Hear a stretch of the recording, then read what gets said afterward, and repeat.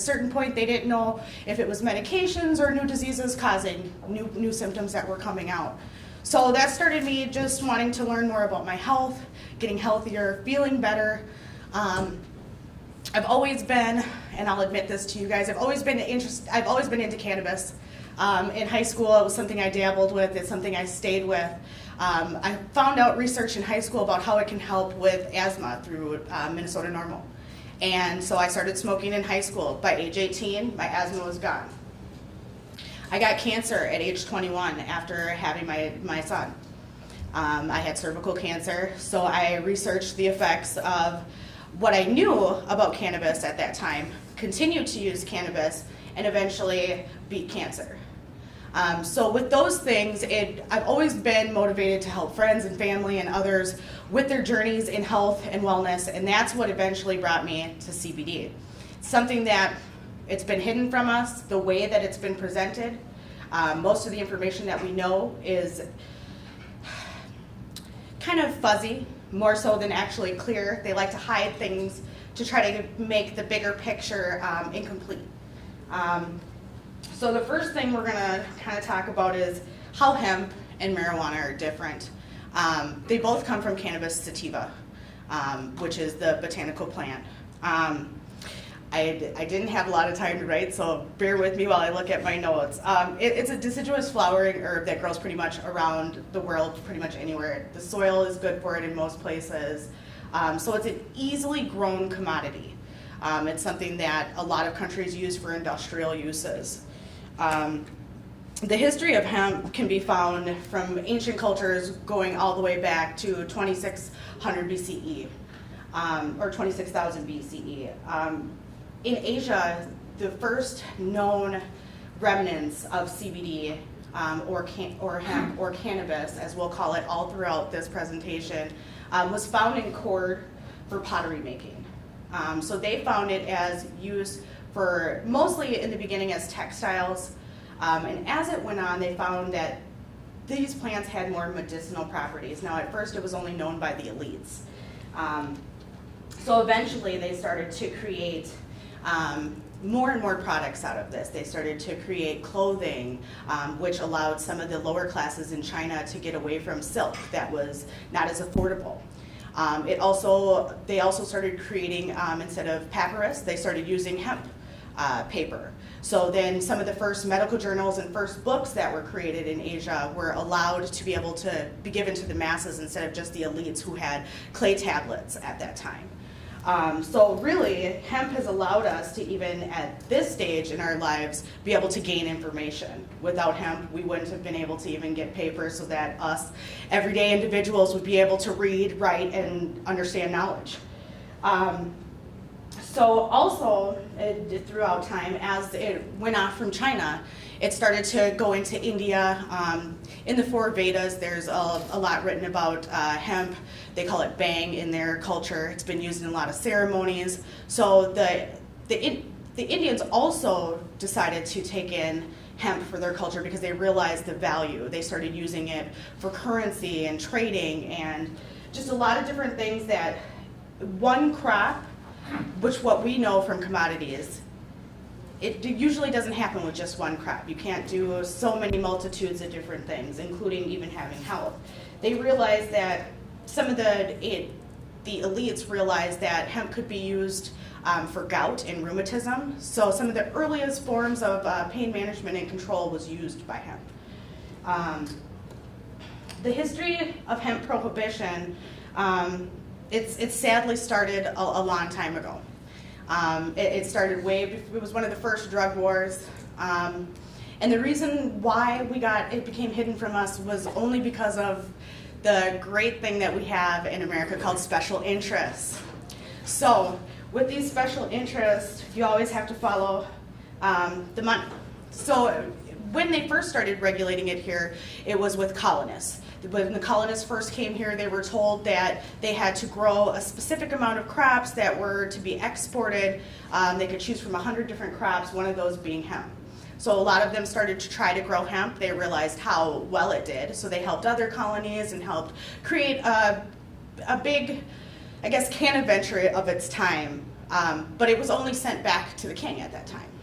So nobody really had access to it. It was just grown as a commodity. People took it for their own here or there, but it wasn't as mainstream. Until around the 1800s is when you start seeing it more in tinctures in the stores, and we got to see it in, doctors used it readily. It was very well known as a method of healing. It wasn't what we know it of today.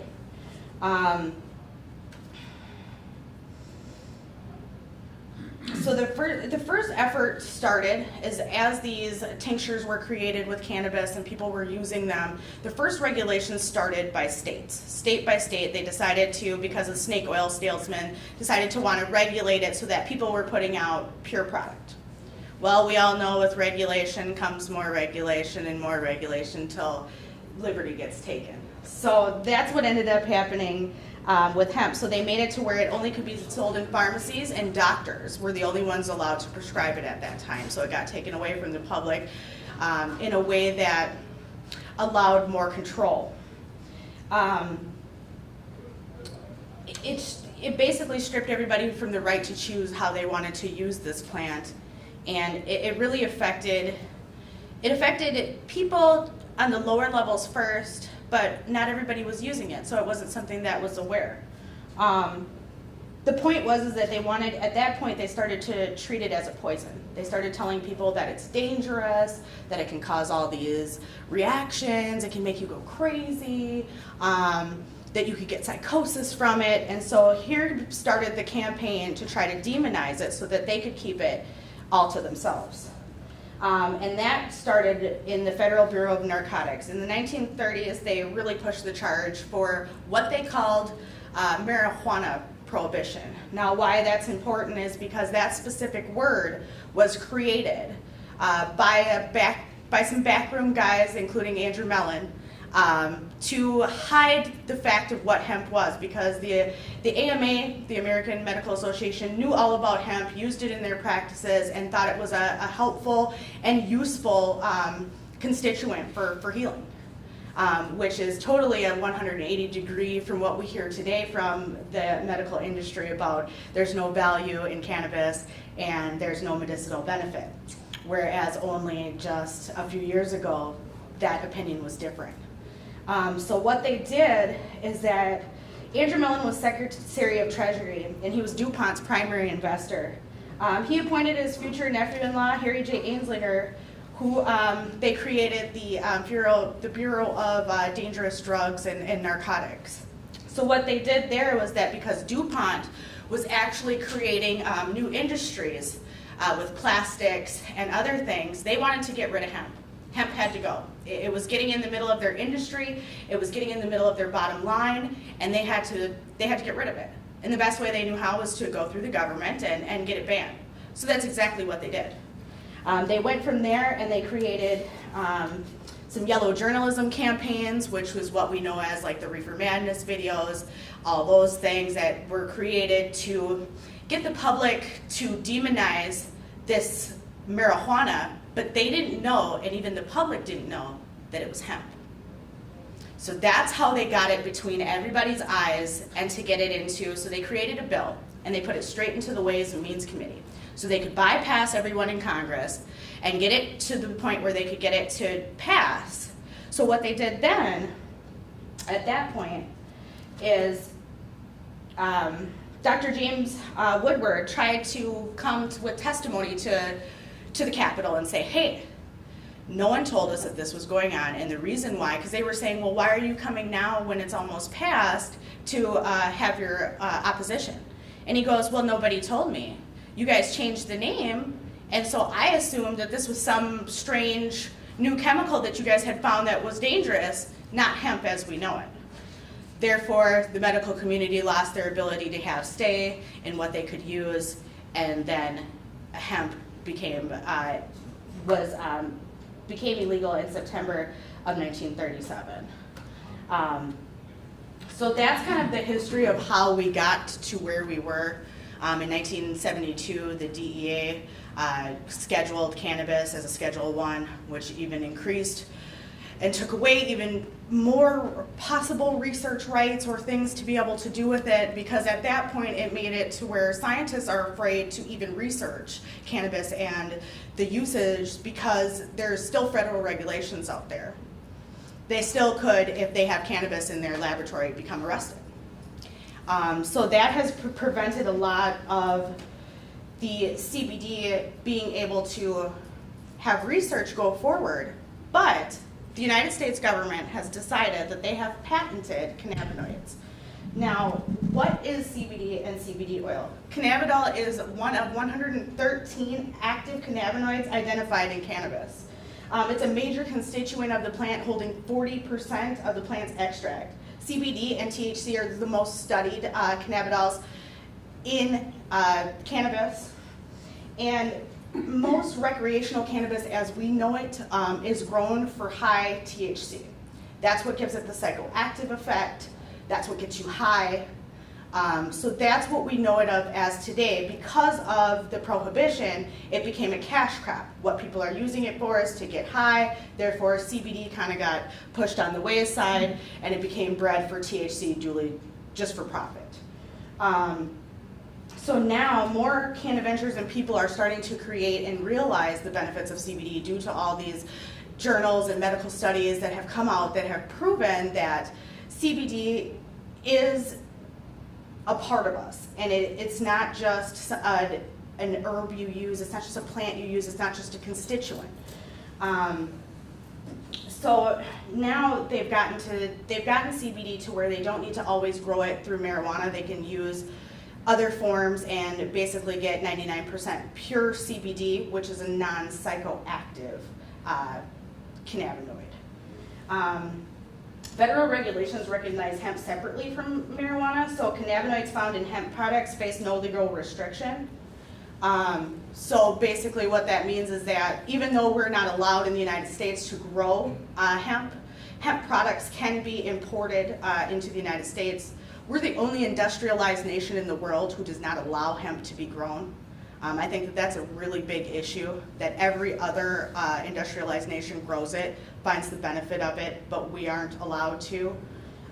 One thing that may help us in that factor would be the 2014 Farm Bill, which allowed just like schools and investigational people to be able to grow hemp to do research, which they already know. They've already patented, and how they already know that is they have U.S. patent 6,630,507, and that was filed in 2003. Cannabinoids as antioxidants and neuroprotectants. So that patent is commonly known as the 507 patent. So now what the government is trying to do, now that they've realized and honed in on the fact that CBD works, and that CBD is an actual viable constituent of the plant, they want to actually patent non-investigational drugs right now so that they can create CBD into a non-investigational drug. At that point, who wants to do that? The United States government and the FDA. The FDA has two open non-investigational drug trials right now, one open on a drug for epilepsy, and I can't remember what the other one is. I believe it's investigational Alzheimer's drugs. If they're allowed to go forward and get the approval for these drugs, that means CBD right now is considered a dietary supplement. If they're allowed to create these two non-investigational drugs because of the patent that they hold. Who holds the patent? The United States government. They can hold patents? Oh yeah. Oh my God. They patent everything. They can even patent your DNA. So, I mean, be careful when you go take blood draws and do nuclear medicine, because they can patent your DNA and create drugs out of them that they get to make all this money on that you get zero profit from. Is this an extract of the hemp, or is it a synthetic version?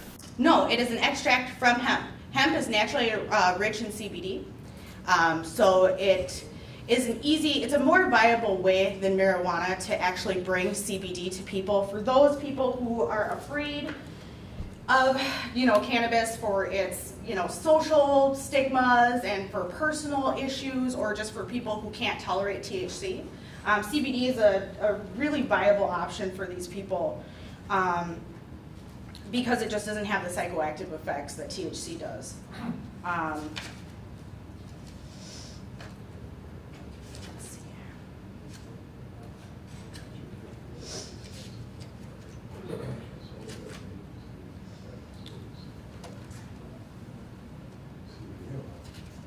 So what we hear now is like between like the CBD oil and like medical marijuana that we know now. So like what we have in Minnesota is mostly the medical marijuana that we have would be higher forms of THC, lower CBD. Now MinMed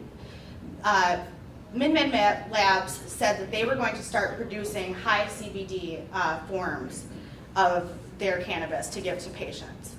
Now, why don't we want these dispensaries holding the only card for CBD for us? Well, that's because we won't necessarily get the access to it we want. By having a few more free market options in the CBD world, by letting it be a supplement, it gives people another option to go out there so they don't have to use the medical marijuana. That program in Minnesota is really expensive. It's anywhere from $200 to $500 a month. I'm actually approved for it, but due to the fact that it's just exorbitantly expensive, I choose not to use it. And I think that there's a lot of people in the same situation who don't know that there's an actual legal alternative that you can take. I mean, studies have shown for CBD that it can be used as anti-anxiety. It can be used as a neuroprotectant. There's studies in cancer that have shown that it just can eat up the cancer cells itself. Can it be used for autism? Yep, autism as well. There's actually, if you want to look after we're done, there's actual studies about what they've done specifically for autism. My son has autism as well. So it's something that is easily usable, and until I actually used it myself, I didn't realize the power of what it could do. And let's not forget that just because CBD can be used separately, it doesn't mean that the other constituents inside CBD don't help. So marijuana and CBD are inside marijuana, but marijuana has CB2 receptors. So you have CB1 and CB2 receptors in your endocannabinoid system. And how that works is we'll get into the endocannabinoid system. Now, everybody has one. So this is why a lot of the rhetoric that people talk about with the reaction and how you change and how your personality changes on it is a little ridiculous, because we have an endocannabinoid system. It lived long before us. It's 600 million years old. It regulates a lot of our biological processes like sleep, pain, mood, appetite. But however, they believe that how it actually works is as a process of homeostasis, which just means it has a tendency to bring things to a stable equilibrium and kind of even things out. So that's how they believe CBD works in your system. The cannabinoid receptors that reside in the body, mainly in your brain and in your immune system. So those are the places that it's most concentrated. They're all over your body, but those are the two places they found that it's most concentrated. So your body actually creates its own endocannabinoids, and those would be like anandamide and 2-AG. And they share a very similar chemical structure to the actual plant-based cannabinoids, why you can use cannabinoids to help supplement your own endocannabinoid system. So both plant-based and your natural endocannabinoids link with protein molecules receptors, also known as cannabinoid receptors inside your brain, on the surface cells. So it's been shown to strengthen and improve mitochondria DNA. So it can actually go into your DNA and change and help and rebuild the cells in there so that they can function better. And just if they have a disorder or disease, that it could be rebalanced. So it has also shown that it can target cancer cells while sparing normal cells. So meaning that the endocannabinoid system may act like as a biological defense system. So that's why they're seeing that when they're using this in people with these conditions, with Alzheimer's and dementia and all these other things, is that it actually goes into the body, and because there is a disease, which is the state that your body's in, it's actually creating more harmony within these disease states. So when these cannabinoid receptors are activated, The way that you can activate them is by taking CBD. So the fact that you have the endocannabinoid receptors doesn't mean that your system is always firing or active. Just like with any vitamin or mineral or supplement, you have to supplement sometimes to get your systems working and back in function. So when you supplement, it actually kicks up that system, gets your body, gets your cells to start working in a proper way. So that's why it's become an attractive target for the FDA and for the government, because they realize that they can take this natural product, turn it into a drug, and make billions of dollars and take it away from everybody. I don't think that that should be it. I think that we should allow farmers to grow hemp. Everybody should be able to be allowed to grow hemp. There is 0.03 of THC inside hemp itself. So I mean, cannabis is a whole nother different story as far as the psychoactive version, but as far as hemp is concerned, we need to bring it back for industry. I mean, for when the Model T Ford was created, Henry Ford actually created it to be a diesel hemp engine. It was never supposed to run on gasoline. It was supposed to run with hemp as a biofuel. So when you think that all these people in our history have known the power of CBD, our ancestors have known the power of it, even in Egypt, they have found the cannabis and hemp pollen in every single tomb of the royals in Egypt. When our history has kept this from us for so long, we have to bring it back. We have to reinvigorate it. We have to at least let people know about it, regardless if you feel one way or the other, because of the fact that it can help people, it's natural, there's no real side effects to it. There's never been a side effect that has been shown. There's been no neuro effects on people who just use specifically CBD because it is non-psychoactive. If anything, it's been proven to reduce psychoses in certain people. So I really just think that it's important to try to get people to understand how CBD works. There's new companies now that allow you to have like a home-based option. That's how I got involved. Because I feel like people need to have access to this, and the way that some companies are snake oiling it out here and just kind of hiding what they're doing, I don't like it. Because when you have an unregulated industry, sometimes you get those people who aren't as favorable. But hopefully there's good science, there's good people backing CBD who really want to help others. So I really hope that that's who gets pushed to the forefront and doesn't ruin it for everybody else. So does anybody have questions? What would it take in Minnesota to get some action on this? Well, states have their own rights as far as how they want to go about the Farm Bill. So we could allow people here to grow hemp. It's just up to the individual states once the Farm Bill was created.